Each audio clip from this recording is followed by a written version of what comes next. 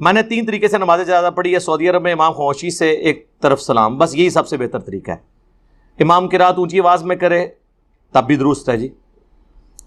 دونوں طرف سلام جو ہے وہ نبی علیہ السلام سے, صحابہ سے ثابت نہیں, تابعین سے ثابت ہے. البتہ ایک طرف ہی سنت ہے.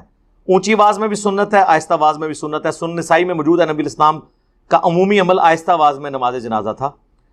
اور صحیح بخاری میں ہے کہ حضرت ابن عباس نے ایک دفعہ سورہ فاتحہ بلند آواز سے پڑھی جنازے میں, اور فرمایا میں نے اس لیے پڑھی تمہیں پتہ چل جائے یہ سنت ہے. تو دونوں طریقے سنت ہے.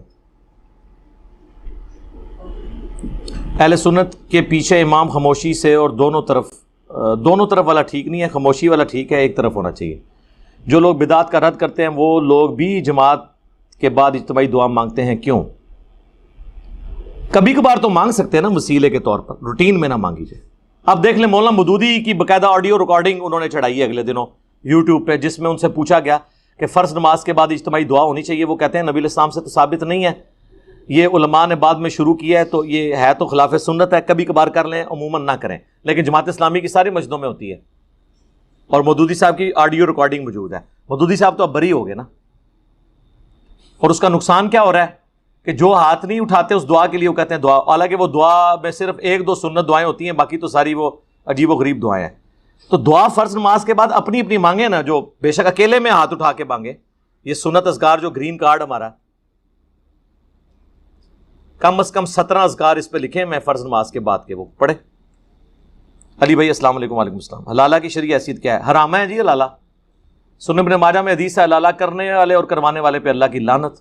ایک حلالہ جو آٹومیٹکلی ہو جائے کہ کوئی عورت نے طلاق لی, پھر دوسری جگہ شادی کی اور وہ خامن فوت ہو گیا, یا آٹومیٹکلی کچھ عرصے بعد اس کے ساتھ بھی نہیں نبھ سکی, اب وہ پہلے خامن کی طرف آ سکتی ہے بشرطے کہ نبھ سکے.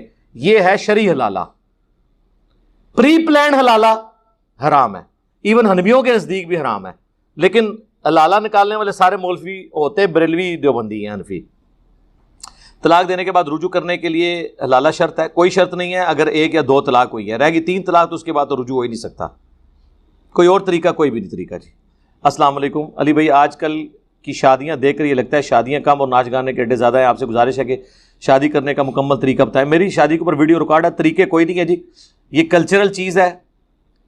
یہ جو یعنی ایون مہندی کی رسم اگر ہوتی ہے, اگر کچھ بچیاں کٹھی ہو کے ایک بچی کو مہندی لگا لیتی ہیں تو اس میں شرعی کا بات تو کوئی نہیں ہے.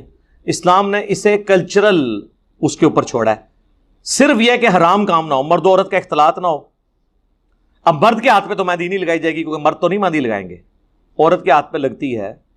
یا ایسی کوئی رسم نہ ہو جس میں مرد و عورت کا اختلاط ہو, جیسے دودھ پلانے والی اور خام خواہ عورتیں آ کے مردوں کو روک لیتی ہیں, یہ تو ویسے ہی حرام ہے.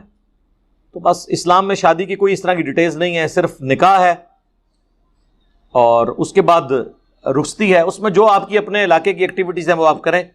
بس صرف یہ ہے کہ اس میں کوئی چیز ایسی نہ ہو جو حرام ہو, وہ آپ خود فیصلہ کر سکتے ہیں, کوئی اتنا بڑا مسئلہ نہیں. باقی یہ کہنا کہ جی وہ مسجد میں شادی ہونی چاہیے, کوئی ضروری نہیں.